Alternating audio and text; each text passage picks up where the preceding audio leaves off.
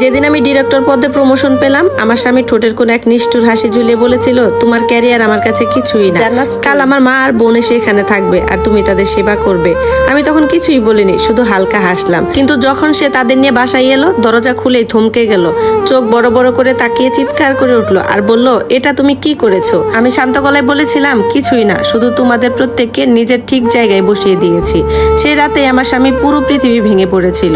12 বছর ধরে নিজের রক্ত ঘাম জড়িয়ে কাজ করার পর যখন কোম্পানি আমাকে সিনিয়র অপারেশন ডিরেক্টর পদে উন্নীত করলো, তখন মনে হয়েছিল অবশেষে হয়তোবা আজ আমি আমার বাড়িতে গর্ব অনুভব করতে পারবো। আমার নাম অনন্যা রহমান, বয়স 36।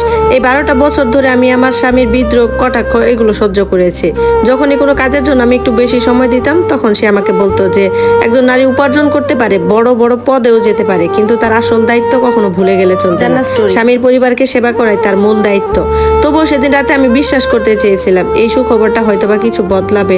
আমি নিজের হাতে রান্না করলাম আর তার অপেক্ষায় বসে রইলাম। রাশেদ বাসায় ঢুকে চাবিটা টেবিলে ছুঁড়ে রাখলো। আমি ডিরেক্টর শব্দটা বলতে সে ভ্রু কুচকে ব্যঙ্গ করে হাসলো আর বলল, তাতে কি?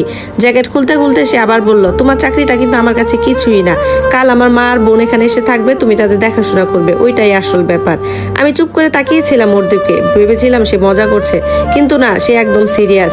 সে খুব স্বাভাবিক ভঙ্গিতে বলল, তার মা আয়েশা বেগম আর তার বোন নাজমা অনেক সমস্যায় আছে, তাদের একটু সাপোর্ট দরকার। আর সেই সাপোর্ট মানে আমি রান্না করব, ঘর পরিষ্কার করব, নিজের কাজে সময় কমাবো, অফিস ট্যুর বন্ধ করব, সবকিছু ছেড়ে দিয়ে তার পরিবারের জন্য নিজেকে ঠেলে দেব। সে সবকিছু ঠিক করে ফেলেছে, কিন্তু আমাকে কিছুই জিজ্ঞাসা করে নেই। আমি কোনো তর্কও করিনি সেদিন। আর এই নীরবতাই তাকে সবচেয়ে বেশি অস্বস্তিতে ফেলেছিল। আমি শুধু মাথা নেড়ে বললাম, আচ্ছা ঠিক আছে, আর আমার খাবার দাবারগুলো সব সরিয়ে ফেললাম। তারপর তাকে জিজ্ঞাসা করলাম পরদিন কখন সে তাদের আনতে যাবে। সে এমনভাবে হাসলো যেন সে যুদ্ধে জিতে গেছে। পরদিন ভোরে সে গাড়ি নিয়ে চলে গেল। দরজা বন্ধ হওয়ার সাথে সাথেই আমি ফোনটা তুলে নিলাম। প্রথমে ফোন করলাম সাবরিনা আপাকে, আমার আইনজীবী। তারপর ফোন দিলাম বাড়ির মালিককে, কারণ এই ফ্ল্যাটটার ভাড়া গত 2 বছর ধরে প্রায় পুরোটাই আমি দিচ্ছি। এরপর যোগাযোগ করলাম একটা এক্সপ্রেস মুভিং সার্ভিসের সাথে, যেটা আমাদের কোম্পানি ব্যবহার করে। বিকেলের মধ্যে বাড়িটা আর আগের মতো ছিল না। রাশেদের সব জিনিসপত্র আলাদা করে গুছিয়ে তালিকা বানিয়ে প্যাক করা হলো। বাড়ির প্রধান লকটা বদলে ফেলা হলো, মালিকের অনুমতি সহ।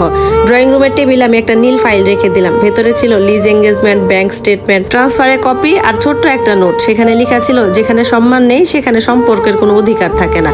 রাত 8:20 বাজে। লিফটের শব্দ পেলাম। প্রথমে শোনা গেল বেগম আয়েশার গলা, তারপর নাজমার হাসি, আর শেষে রাশেদের চাবি দিয়ে দরজা খোলা ব্যর্থ চেষ্টা। ডোরবেল বাজলো একবার,